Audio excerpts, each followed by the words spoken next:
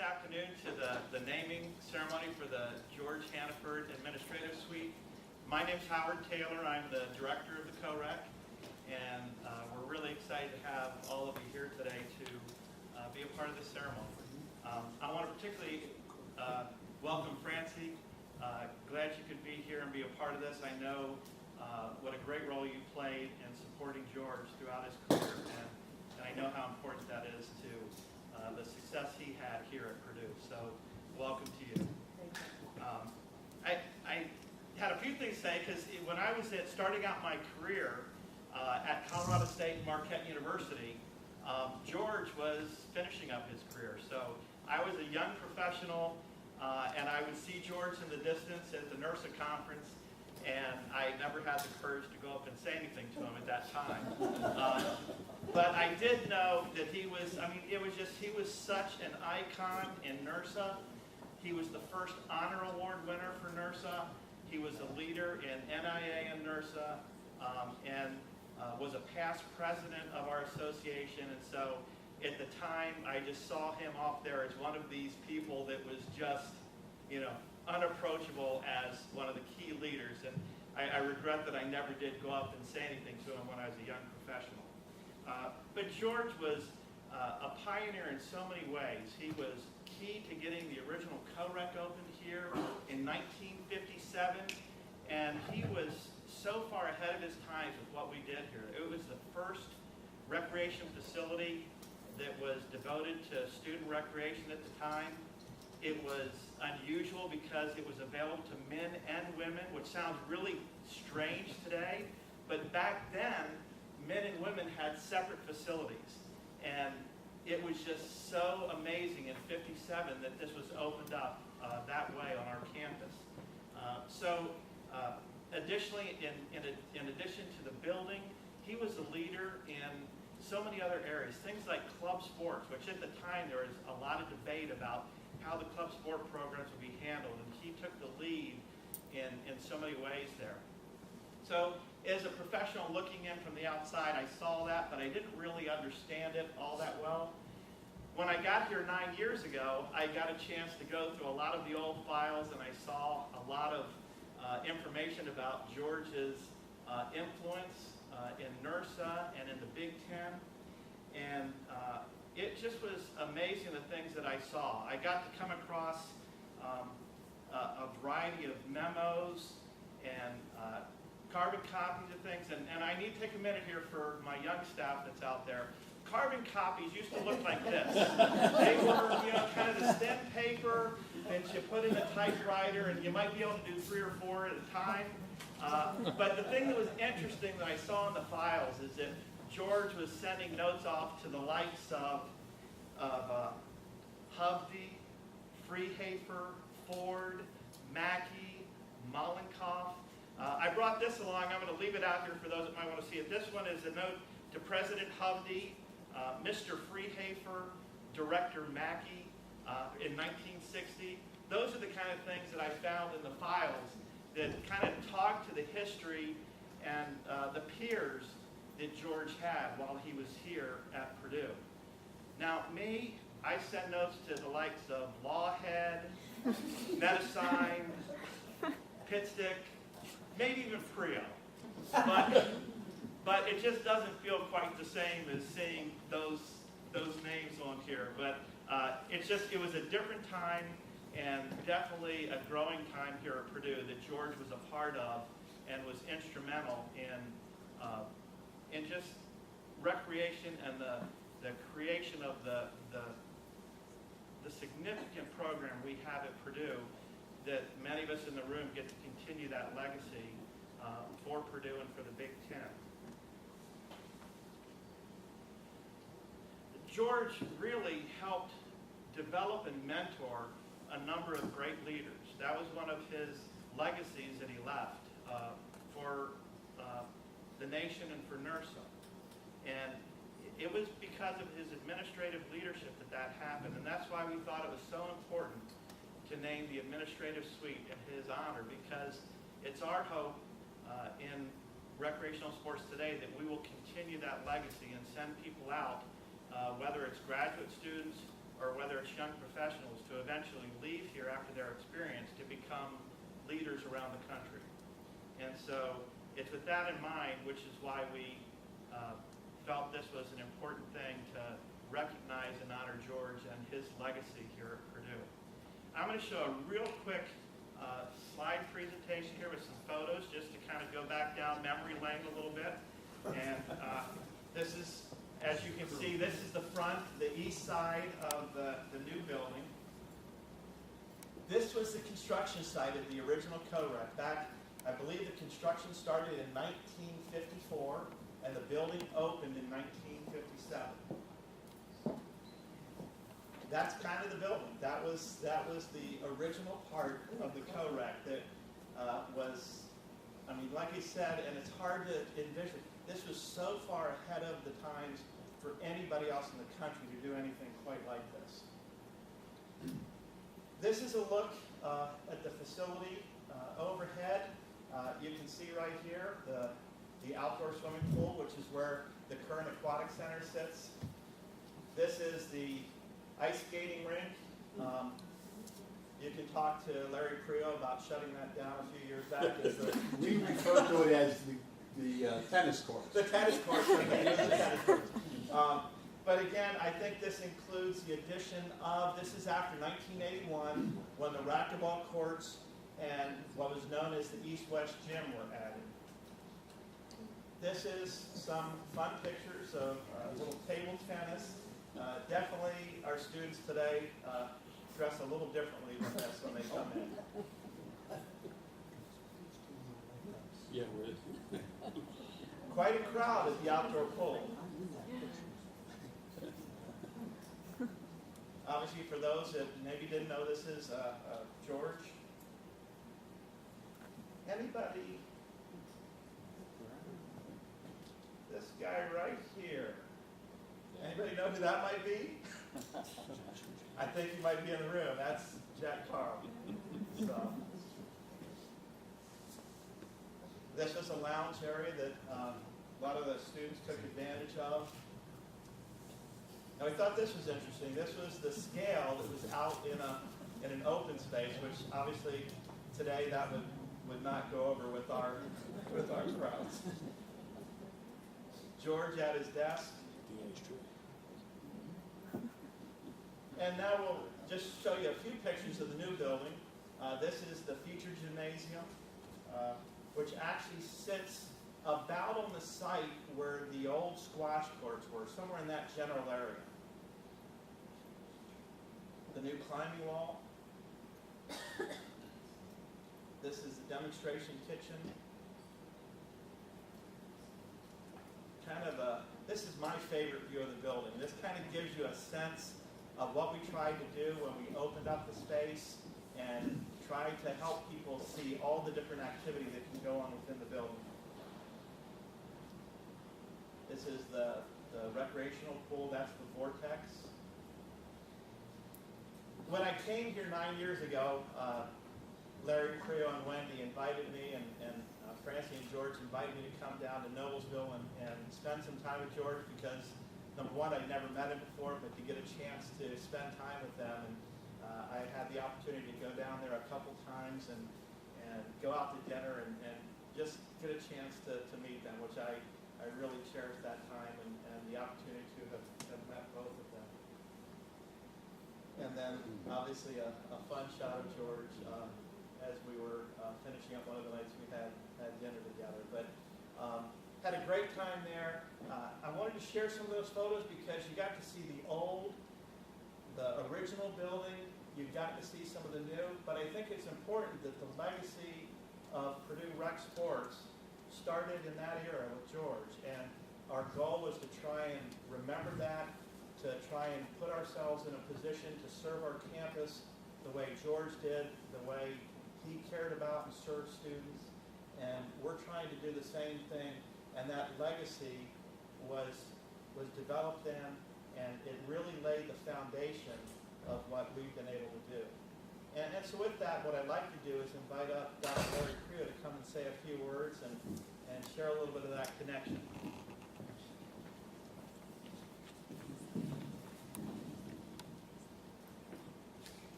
picture. By the way, I too will not need a microphone. I'm an ex-sergeant in the military police, served a year in Vietnam, and I promise you I could be heard then. And I feel you guys look a little bit like that same audience. Jack was in that picture that Howard pointed out. Standing with Jack, if you remember or recognize Jack, was Dixie Walbum, who went on to become the John Purdue Club director here at Purdue. And the only other woman, or the only woman I recognized was Sally Bell Dobbs. Is that Dodds?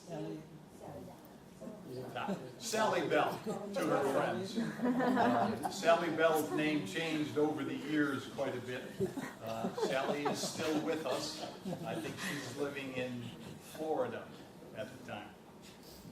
Howard, I want to thank you and your staff for putting this together.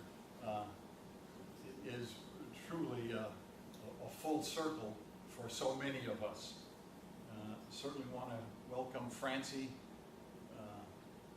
for this event. Can't imagine the kinds of emotions that are running through your body right now. Yes, ma'am. This building is so majestic to what I saw, that it's just almost unbelievable. George wouldn't believe it either. For those in the back, she said, this building is so majestic. She can't believe it, and she can't, or she imagines that George, too, would be totally awed. Francie, those of us that see it once or twice a week, or once a month, they've got some very, very Nazi defensive rules you can't get in here at all. Checking IDs and all that. I was awed when he said to me, don't worry about coming in because we have two front doors. Who would figure? Who would think? Used to be cages. You have to walk through a cage. Do you think getting in an airport today is difficult? You never entered the old co-rec. Maximum security. Maximum security. With barbed wire and the works. George, it was, if you can believe this, 57 years ago. Anybody on the current staff 57 years old?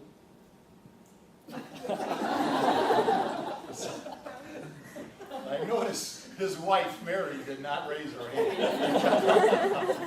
Well, George was certainly, that was the right man at the right time, at the right place, and George had the right skill set those many years ago to actually think, as Howard referenced, co-rec sports, women's sports. They had their own competitive leagues. In those days, that was not the case. It was so cutting edge.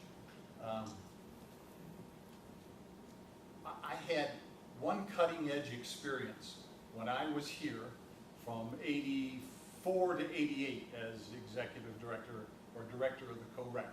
I started what was called early bird. We actually opened at 7 a.m. Oh my Lord. What a cutting edge decision that was.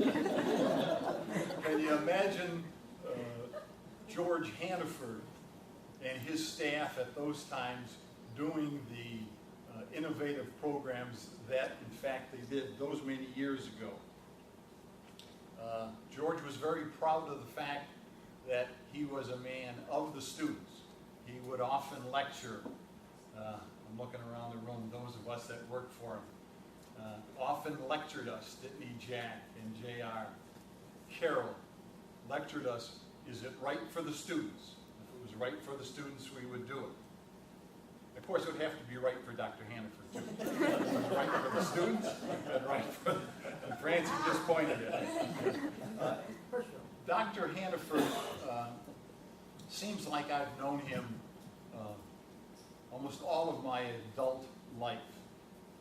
And if there is one overriding impression I took from the man, it was that he was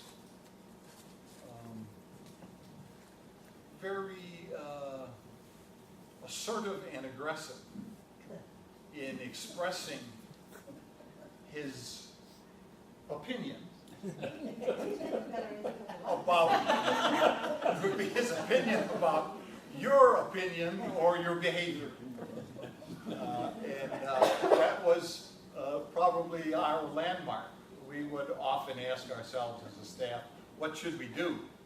And then we would figure, you know, what's the right thing to do and what's the wrong thing to do? And then what is Dr. Haniford going to do? And we would then get on that train and ride the Dr. Haniford train as far as it would go.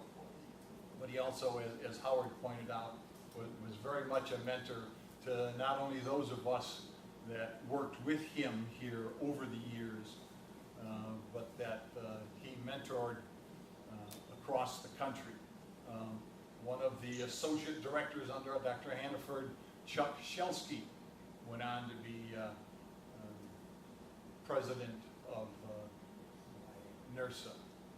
You guys remember the name Mike Dunn? Mike was the director at Ohio State. Mike was an undergraduate student here. Francie, Mike Dunn as a lifeguard went on to be for years and years the director at Ohio State as well as Southern Illinois Carbondale. Do you remember Mike? I didn't know he was a Purdue student, but I knew his professional life. Yes, Yeah. he was a Purdue student. Jeff Vessely, who you're going to hear from in a little bit. Jeff, Dr. Haniford mentored him forever and ever. And in fact, some of us are still trying to show him the way. My family and I, as I said, we've been tied to the Hanifords since back in 1959. Third year that this facility was open, I was an undergraduate student here from 59 to 63 and worked at the co-rec. Second stage of my life, the late 60s, 67 to 70. I first met Jack Carl. Jack was the associate director of rec sports here. I had just returned from Vietnam, got my master's, and was fortunate to be hired and worked with Jack and Dr. Haniford for 3 years from 67 to 70. Francie, I don't know if we've ever mentioned this. The connection we had to be so fortunate to end up at Purdue in the late 60s was Dr. Tony Anarino. Dr. Anarino is a AFER, A-H-P-E-R, the other side of campus from rec sports. He was an icon in physical education. He was one of the few folks that I maintained contact with for my 3 years in the service. When I returned, he dropped me a short note that said Dr. Haniford was looking for a staff. I was just finishing my master's and was fortunate to then come back to spend time with you guys. In the third phase of my career, Wendy and I, we returned in 1984 when Dr. Haniford retired.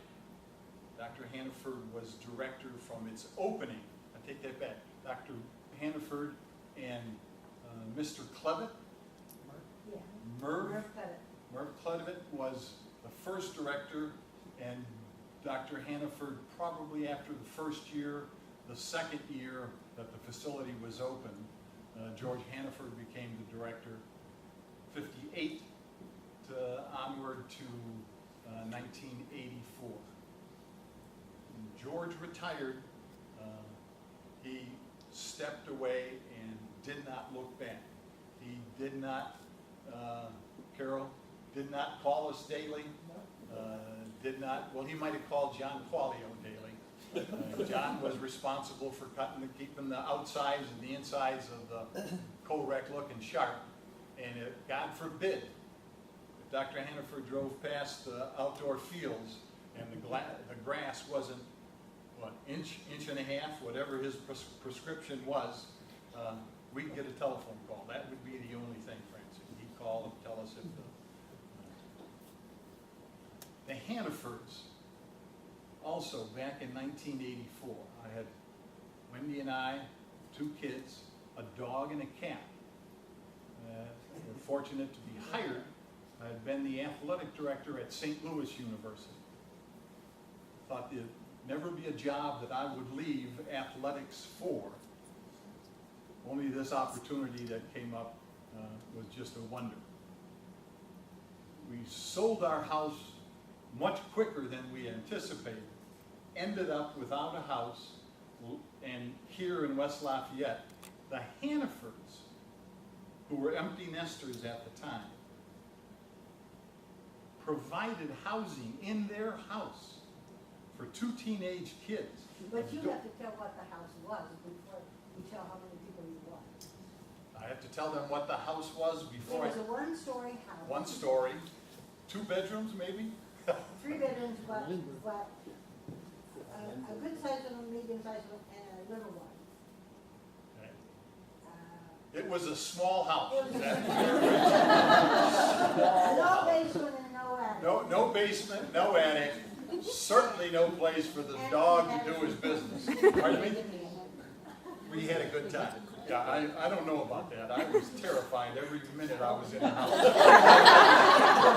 Francie, I could call her Francie. You know, there were 2 rules if you worked at the co-rec, right? If you were a man, you wore a coat and tie every day. You never came to work without a coat and tie. And number 2, you never called George. Oh my Lord. Ava, I use that name now when I'm a little... But I force myself, Francie. Yeah, and Francie was always our savior. When things went to hell, we knew that Francie... And things, by the way, if you worked at the co-rec for Dr. Haniford, you know things were going to go to hell. You know you were going to be in trouble. You just didn't know when and how bad. I think he had a great impact on you if one of those wonderful occasions when you screwed up, even you knew you screwed up, he would come up to you and you just knew this was it. And he'd put his arm around your shoulder. And he'd say, it's not that bad. It's not. You know, where did that man come from? See, why is he hiding Dr. Haniford? Where is Dr. Haniford? The minute he did retire, though, he just became, to us, Francie. We didn't have to live with him every day. He was just the sweetest, nicest, kindest adult mentor anyone could have. We knew and loved him at the time that we worked for him, but as he aged and matured in that age, he was just a wonderful, wonderful mentor to have. I want to thank again Howard for putting this together. Wanted to go through the list of all the people, Francie, that are here that you might recognize, but I think you've had the opportunity to meet all of them. One person helped me find another person, Yes, so we did well. that's right. Yes, and to make this office complex, the George W. Haniford office suites is just absolutely full circle, and I'm very proud and honored to be a part of this part of his life and to be a part of this association, this co-rec that's known around the country, and it's known because of Dr. George Haniford. We're going to hear from my hero, former president of NIRSA, former honor award winner, a man who is known, he's in the Hall of Fame at IUPUI under so many different areas, but I'll not mention any more of that. I'm sure he will. Dr. Jeff Vessely.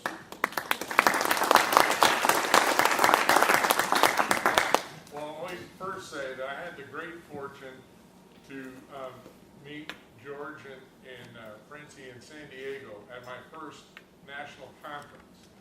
And it was like, it was just, I think what he said was, here's a guy who's coming up through the ranks and I never have to watch him screw up, so I'll just mentor him. So, but because he'd been trying to do this with Preo, and there was a hard line to draw between having to ride herd on him and mentor him. But I didn't have to work for him, so every time I was with him was wonderful, and with Francie too. But you said you didn't do anything cutting edge except the early bird. Did you take the picture that Jack Carl was in? Were you the photographer for that? No. Thought you, I just guess I thought. It goes without saying that George's vision for recreational sports generally, campus recreation, is why many of us were able to make a career of recreational sport or campus recreation. Without the George Hanifords, and he was certainly the pioneer. If you go back to, there's only a couple people who preceded him in terms of talking about intramurals and those kinds of things. But he took all of that and put it into action in a facility that was way ahead of its time and continued to change and grow. And Howard sells himself short if he doesn't, if we don't recognize for him the fact that his stewardship of this legacy has been tremendous, or we wouldn't be in this room today or this facility. And Larry and I came as this, for at least a couple visits as this was being built, and you could see the Howard Taylor pieces. He was nudging people to get things, again, that students would appreciate much more than the rest of us might have. So, Howard, thank you for that, continuing that legacy. George mentored lots of people, and I think that's what we recognize and why we're celebrating this today, is that as we continued on, and I was in the field for 30-some years, and many of you are going to be in the field for 30-some years, and you need somebody who keeps nudging you to sort of move in the right direction, encourages you to run for an office or to do things that you might not have challenged yourself to do otherwise.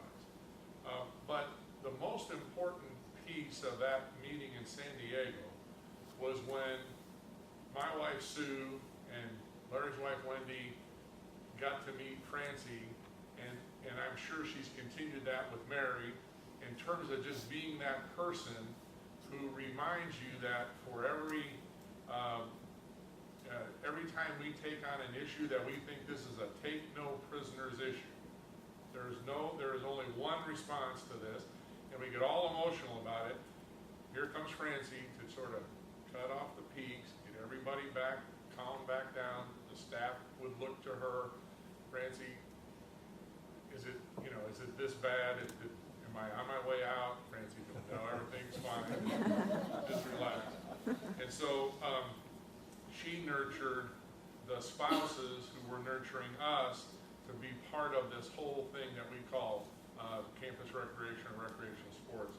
And so I'm really here to thank Francie for her contributions and being that voice of calm when we needed. I didn't need it as much as Preo did, but that we all needed it at some point. And smoothing out those highs was important, but she also knew other important things. She knew the best places to eat. She was always free with a gambling tip or two. If you got, not that she was ever in an establishment, no. But if you knew she knew you were going, she would tell you what she thought. And just we've spent, and we should have spent more time. However much time we've been together, I regret that it wasn't like 10 times that much, because when you walked in today, it was exactly what I expected.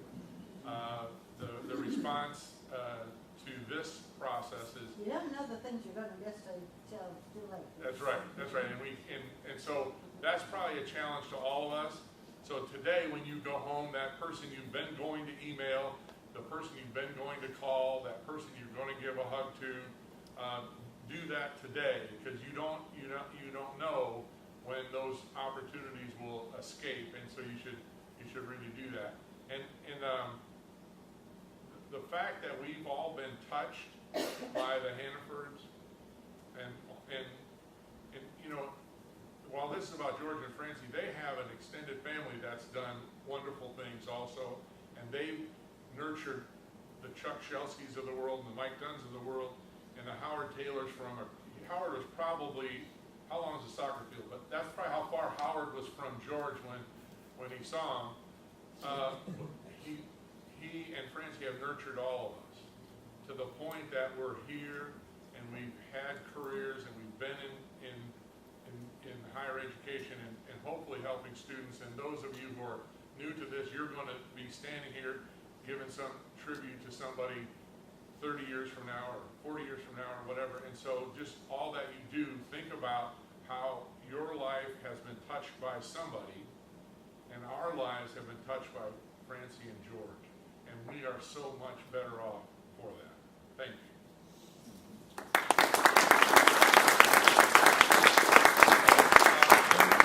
Turn this over to Howard. Thank you. It was fun listening to the things that George and Jeff were saying, and as I was thinking about George, Jeff and Larry were saying, That's okay. I was just getting rid of my words. I think what's interesting to me is Larry talked about the family, and we've got a lot of the Haniford family, the extended family here, but there's the rec sports family, and Larry kind of touched on this, and I didn't share this earlier, but you know, Larry obviously was mentored by George, and my first boss in recreational sports was Larry. He gave me my first job at Marquette University, and so that gave me my start in recreation, and so a lot of the things he learned at Purdue have been passed on to me, and I also think about the family approach that Larry had.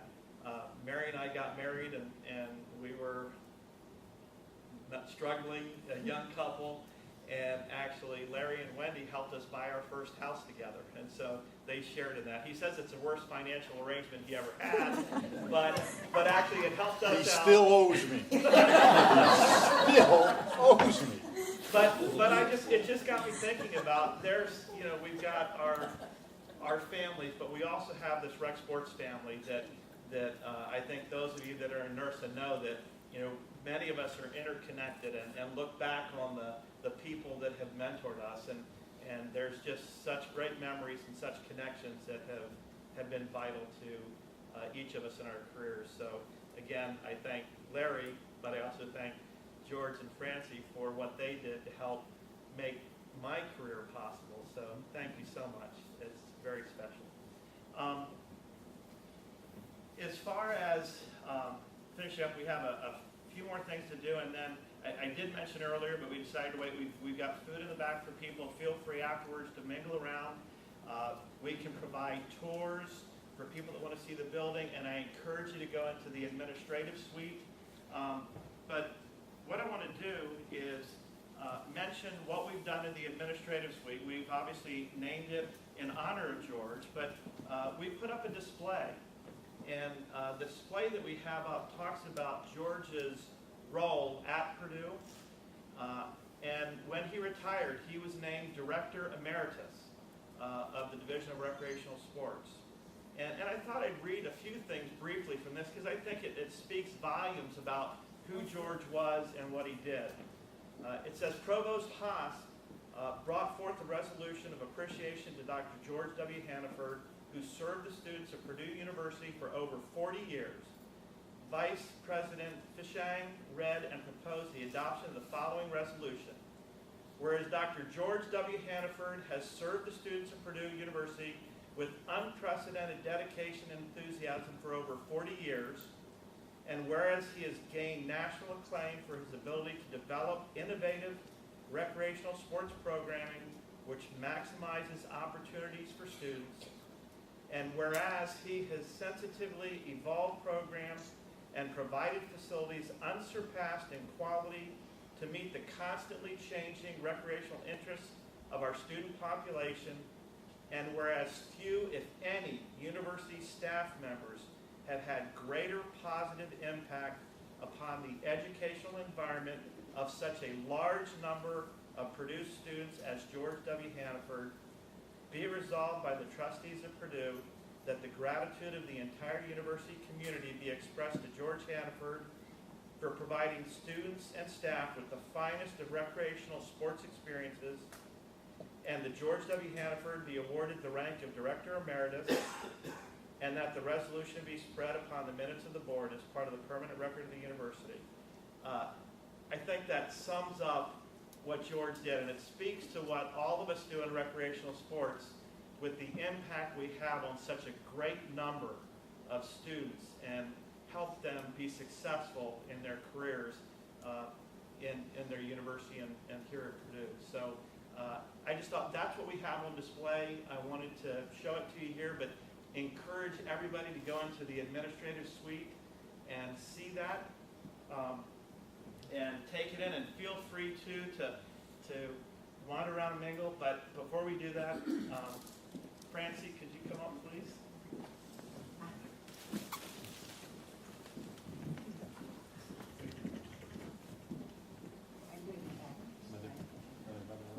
Mother, excuse me, Mrs. Haniford?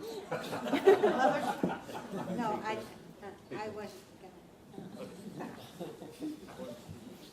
Oh, This is for you. Thank you so much. And if you'll stay here and turn around, please. David, would you please come up? And Kim, would you please come up as well? This is George's son, David, and Kim is representing her father, Roger. What we did is we made a replica of the display we have for each of you. Okay, so I wanted to give those to you.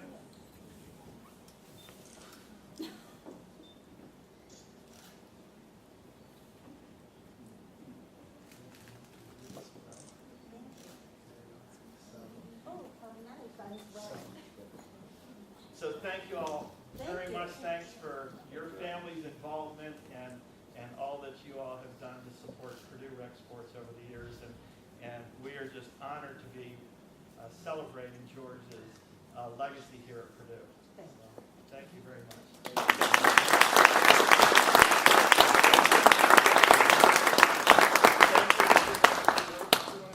Would you like to? Please. I don't want to push you, but I think I would like Okay. to, yeah, because this has touched me today. I'm gonna put this up here. Least you could have done was handed her her glasses. Well, this won't be the. Sense the problem. Oh, my word, it goes wrong. Can you hear me? Because I don't know how loudly I talk. I would like to say something because this has been so sweet. First, I'd like to thank Larry and Howard for the lovely day. Thank you, and everybody. Second, I'd like a word to the wise. I've discovered that growing old is like sucking peanut butter through a straw.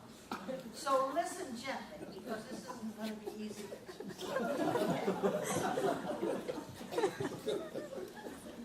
A year ago tomorrow, George died. He was 93.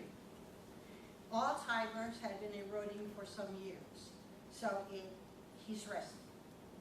George was 40 years at Purdue. Imagine, he was involved with the building from its very beginning, from intramurals to a building solely for students and their recreation. It was amazing then. He was very proud that the administration was eager to be a part in this field. How fortunate it was to be involved in making the first decisions like the proper placement of the shooting range for the Traven Ski Club, or helping fulfill the requirements of the crew club. How great is that for a recreation major? That his life just, I expect that if George had looked back, he couldn't have asked for more than his life was.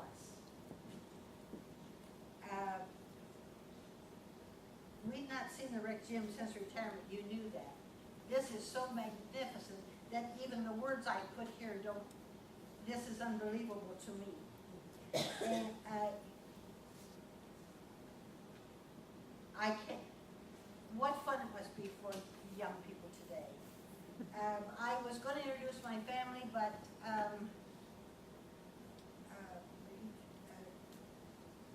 Roger and Connie aren't here because they're fishermen, and they're taking their yearly fishing trip to Wisconsin. They were on this trip last year at this time. So I think that's about all I want to say, but this was a very touching experience, and I had forgotten what fun we had. You forget that.